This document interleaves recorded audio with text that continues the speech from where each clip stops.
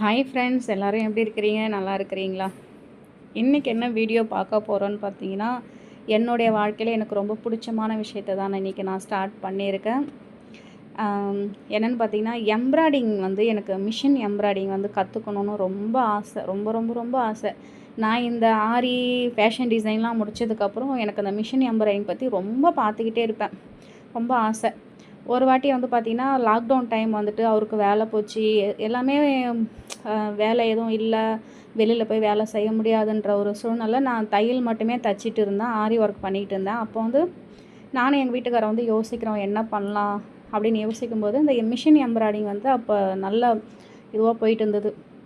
சரி, நம்ம ஒரு மிஷின் எம்ப்ராய்டிங் வந்து லோன் போட்டு எப்படியாவது ஒரு மிஷின் எம்ப்ராய்டிங் வாங்கலாம் அப்படின்னு சொல்லி இங்கேருந்து எங்கள் ஊர்லேருந்து அதை சர்ச் பண்ணி பார்க்கும்போது வடபழனியில் வந்துட்டு அது இருந்தது, ஒரு ஆஃபீஸ் மாதிரி. அந்த வடபழனியில் போயிட்டு என்ன ஏதுன்னு கேட்குறோம் நாங்கள், மிஷின் வந்துட்டு என்ன விலையாக இருக்கும் என்னன்னு சொல்லிட்டு.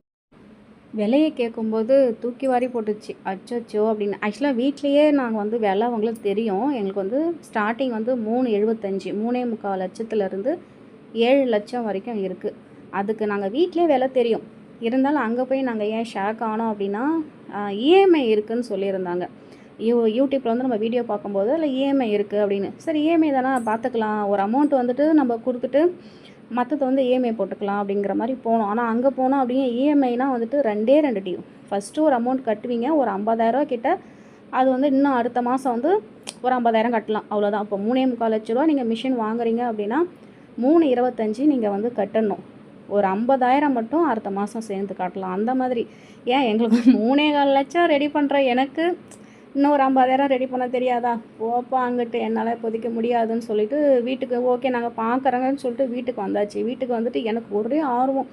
என் ஆர்வத்தை பார்த்து அவர் என்ன பண்ணுறாரு, லாக்டவுன் டைம் வந்து நாங்கள் வந்து அப்போது இவர் வந்து பார்த்திங்கன்னா வண்டி தான் வாடகை விட்டுட்டு இருந்தார், ஆட்டோ தான் வாடகை விட்டு. எங்கள்கிட்ட வந்து பார்த்திங்கன்னா சொந்தமாக ஒரு 4 ஆட்டோ இருந்தது. 4 ஆட்டோவில் 3 ஆட்டோ வந்து வாடகைக்கு போவோம், ஒரு ஆட்டோ வந்து வீட்டில் இருந்தது. எங்கள் வீட்டுக்காரர் என்ன சொல்லிட்டாரு, இப்போ தான் லாக்டவுன் ஆச்சு, வண்டியெல்லாம் ஒரு மாதிரி இன்னும் பழசாக போச்சு, நான் வேணால் ஒரு 2 வண்டி நீ இப்போ விற்றுட்டு உனக்கு அந்த மிஷின் வாங்கி தரேன், மெயினில் ஒரு கடை போட்டு தரேன், நீ வேணால் பார்த்துக்கம்மா அப்படின்னாரு. கூட நானுமே சப்போர்ட், இதில் நல்லா வருமானம் இருந்ததுன்னா நான் கூட சப்போர்ட்டுக்கு இருந்துறேன் அப்படின்னாரு. எனக்கு தூக்கி வாரி போட்டுச்சு. ஐயோ, 2 வண்டியை விற்றுட்டு நம்ம வந்து ஒரு மிஷின் வாங்கி ஒரு வேளை இதில் லாஸ் ஆகிட்டேன், நான் என்ன பண்ணுறது, நான் ஒத்துக்கவே இல்லை, எனக்கு வேண்டான்னு சொல்லி நான் அப்படியே விட்டுட்டேன். அப்புறமா அந்த நேரம் வந்து பார்த்திங்கன்னா எங்களுக்கு என்னென்னா, நல்லா வாழ்ந்துட்டு இருந்தோம்.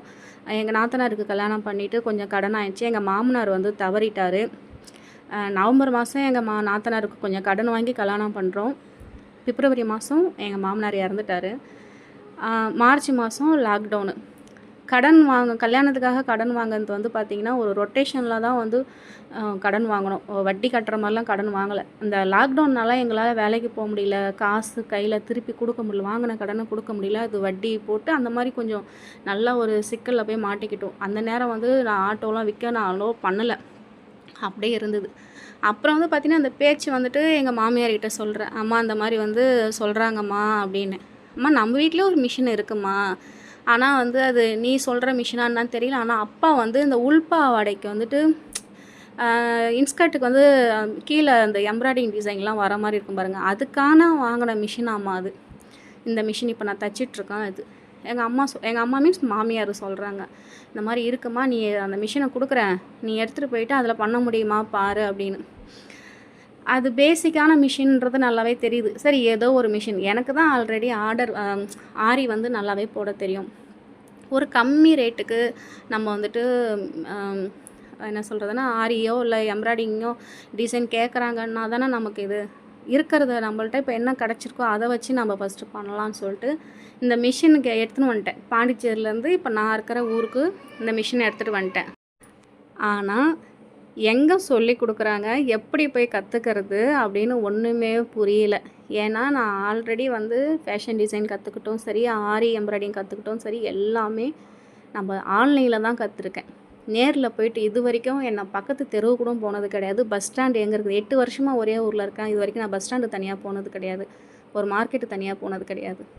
எனக்கு ஆப்ஷன் என்னென்னா, நேரில் போய் என்னால் கற்றுக்க முடியாது, அது எனக்கு அலோவ் பண்ண மாட்டாங்க, அது என்னால் முடியாது. ஆன்லைனில் யாராவது சொல்லித்தராங்களான்னு தேடுன்னு தேடினேன். டி நகரில் ஒருத்தவங்க சொல்லி கொடுக்குறாங்க அப்படின்னு சொல்லிட்டு. அவங்கள்ட்ட நான் அப்ரோச் பண்ணும்போது அவங்க வந்து என்கிட்ட பேசின விதமாக எனக்கு அது சரியாக படலை. ஐயோ வேணாண்டா சாமின்னு சொல்லி விட்டுட்டேன். ஏன்னா ஒரு சில கண்டிஷன் போடுவாங்க, அந்த கண்டிஷனோ டைமிங் சொல்லுவாங்க, அது எல்லாமே நமக்கு சூட் ஆகிற மாதிரி இருக்கணும். எனக்கு வந்து அது செட் ஆகலைன்னு சொல்லி அந்த மிஷினுக்கு அது எல்லாத்துக்குமே ஒரு நேரம் காலம்னு ஒன்று வரும்னு சொல்லுவாங்களே, அந்த நேரம் எனக்கு வந்து இப்போ தான் வந்திருக்கு. அதுக்கு தான் வந்து கடவுள் என்னை சுற்றி சுற்றி இது பண்ணியிருக்காரு. அதுக்கப்புறம் இந்த மிஷினோடைய பேச்சே கொஞ்சம் எடுக்கலை. நான் ஆல்ரெடி சொன்ன மாதிரி எனக்கு கடன் அதிகமாக இருந்தது. அப்புறம் அந்த லாக்டவுன் டைமில் வந்து கொஞ்சம் கொஞ்சமாக இவரும் வந்துட்டு அவரோடைய வேலையே மாற்றிக்கிட்டாரு. ஆல்ரெடி நமக்கு வந்துட்டு அவர் போலீஸாக இருந்தார். போலீஸாக இருந்துட்டு ஒரு சின்ன பிரச்சனை வந்து, அதுக்கப்புறம் பிரச்சனைனா அந்த கல்யாணத்தில் வந்து எங்கள் கல்யாணத்தில் பிரச்சனை வந்து எங்கள் வீட்டில் கேஸ் கொடுத்தா அவர் வேலை போயிடுச்சு. அப்புறம் ஆட்டோ வாங்கினார். அந்த ஆட்டோவும் 2 வருஷமாக ஒரு 1.5 வருஷமாக நம்மளால் அந்த ஆட்டோ ஓட்ட முடியாமல் லாக்டவுனில் அந்த ஆட்டோ வாங்கினதும் லாஸ் ஆயிடுச்சு. அந்த லாக்டவுன் டைம்லேருந்து தான் வந்து ஒரு எலக்ட்ரிஷியன் வேலைக்கு கூலிக்கு போகிறாரு. 500 சம்பளத்துக்கு போகிறாரு. இந்த 500 சம்பளத்துக்கு போயிட்டு கடன் கொடுக்கணும், வீட்டு வாடகை கொடுக்கணும், சாப்பாடு குழந்தைங்களுக்கு கொடுக்கணும், எல்லாமே பண்ணணும் முடியாது. அப்போ தான் நான் வந்து என்ன பண்ணேன், அந்த ஆரி கிளாஸ் எடுக்கிறது, நான் ஆரி வந்து போட்டு தரேன், துணி தைச்சி கொடுக்கறது, டைலரிங் கிளாஸ் நான் அப்போ தான் கொஞ்சம் கை கொடுக்க ஆரம்பித்தேன்.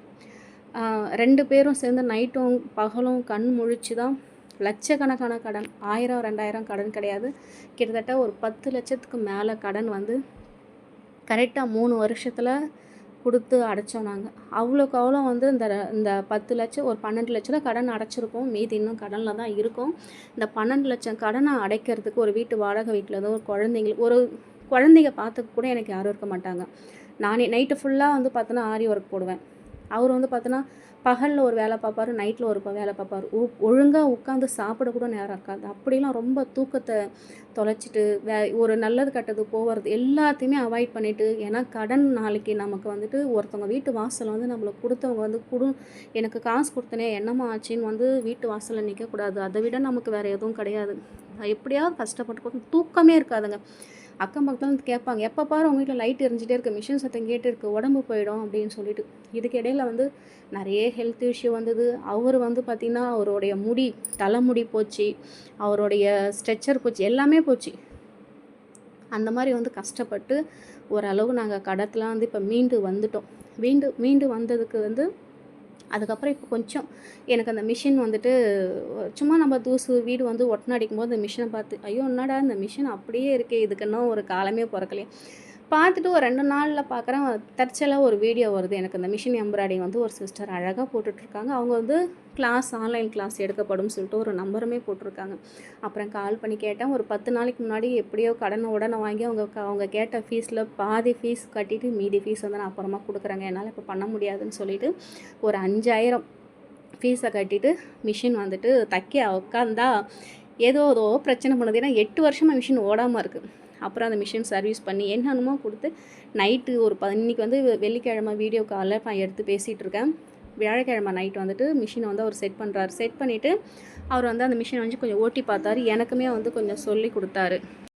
அவர் இருக்கும்போது மிஷின் நல்லா தாங்க தைச்சிது, நானும் நல்லா தான் தைச்சிட்டு இருந்தேன். ஆனால் அவர் கிளம்பி வேலைக்கு போயிட்டாரா, சரி நம்ம தைச்சி பார்க்கலாம்னு சொல்லி உட்காரேன். நூல் அறறது, பாபினில் வந்துட்டு போக தேடி 6 வருஷமாக மிஷினை கரைச்சி குடித்தேன் நான்.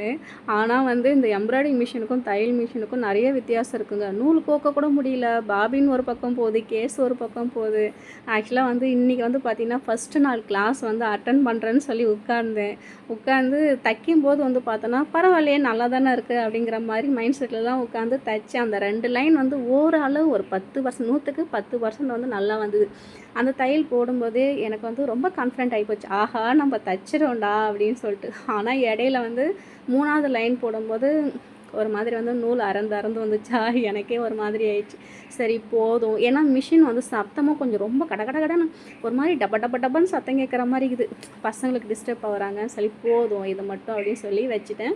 இன்றைக்கி ஃபஸ்ட்டு நாள் கிளாஸ் வந்து நான் இந்த 2 லைன் தான் வந்து முடிச்சிருக்கேன்.